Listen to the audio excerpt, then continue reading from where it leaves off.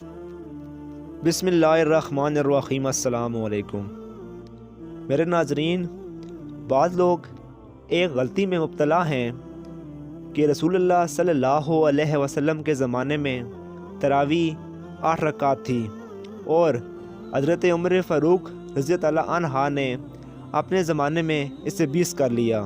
ایسی کوئی بات نہیں ہے۔ اللہ کے رسول کے زمانے میں 20 تھی اور حضرت عمر فاروق رضی اللہ عنہ نے بھی 20 ہی جاری رکھی۔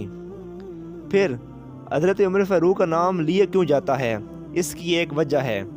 وجہ کیا ہے؟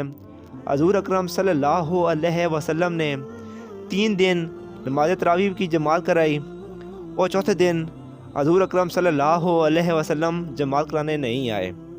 اللہ کے رسول نہیں آئے تو وہ اپنے نوافل پڑھتے رہے۔ اللہ کے رسول صبح آئے اور فرمایا، مجھے پتہ تھا تم آئی ہوئی ہو، لیکن یہ ابو داؤد کی روایت ہے، لیکن میں نہیں آیا اس وجہ سے مجھے اس بات کا خوف تھا کہ اگر میں نے چوتھے دن کی جماعت کرا دی تو آسمان سے وحی اتر آئے گی اور تمہارے اوپر فرض ہو جائے گا۔ صحیح بخاری میں ہے، مجھے اس بات کا خدشہ تھا کہ وحی آ جائے گی، تمہارے اوپر فرض ہو جائے گی، تم مشکل میں پڑ جاؤ گے، لہٰذا آپ گھروں میں پڑھو۔ حضور اکرم صلی اللہ علیہ وسلم نے گھروں میں نماز تراویح پڑھنے کی اجازت دی۔ حضرت ابو بکر صدیق کا دور تھا، یوں ہی چلتا رہا۔ حضرت عمر فاروق رضی اللہ عنہ کا دور آیا تو حضرت عمر فاروق رضی اللہ عنہ نے 2-3 کام اس میں شامل کیے۔ پہلا کام، پورا مہینہ مسجد میں پڑھیں گے۔ دوسرا کام، پورا قرآن پاک پڑھیں گے۔ تیسرا کام، باجماعت پڑھیں گے۔ چوتھا، پورا مہینہ پڑھیں گے۔ صحابہ کرام نے کہا، امیر المومنین، یہ کیسی بات ہے؟ آپ صلی اللہ علیہ وسلم نے تو گھر میں پڑھنے کی اجازت دی تھی اور آپ پورا مہینہ مسجد میں باجماعت کا پابند بنا رہے ہیں، وجہ؟ حضرت عمر فاروق رضی اللہ عنہ نے فرمایا، جب حضور اکرم صلی اللہ علیہ وسلم نے گھر میں پڑھنے کی اجازت دی تھی تو میں بھی آپ کے ساتھ شامل تھا کہ نہیں؟ کہا، جی آپ بھی شامل تھے۔ اللہ کے رسول نے گھر جاتے وقت کیا فرمایا تھا؟ فرمایا تھا کہ گھر جا کے پڑھو، کہیں تم پر فرض نہ ہو جائے، وہی اترے گی، تم پر فرض ہو جائیں گی۔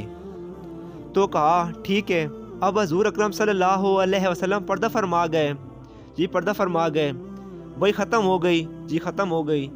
وہی اتر سکتی ہے؟ کہا، نہیں اتر سکتی۔